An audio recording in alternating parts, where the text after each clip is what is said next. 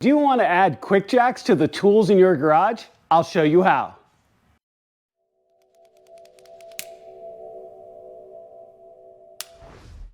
All right, guys, let's talk about this a little bit before we get going here. And I love QuickJacks, and I've done a whole series of videos for them over time, and I have their latest 6000 ELX set here for my home garage.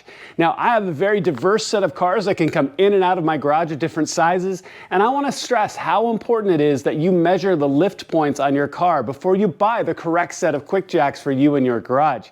But this is one of those tools that once you have it, you'll wonder how you ever lived without it. Maybe you don't have time or space to have a full lift in your garage, and you can add these rails, these QuickJack rails, that will give you the equivalent of a hydraulic lift in your car and make it so much easier, faster, and safer to work underneath your car.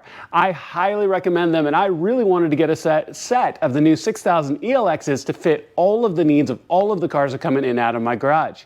Now, when they first show up, they come in a big box. I've already unboxed them, gotten them all taken out and broken out and ready to show you how to set them up. I want to walk you through that process and why you want to add this really important tool to your garage. All right, let's go ahead and take a look at what we've got.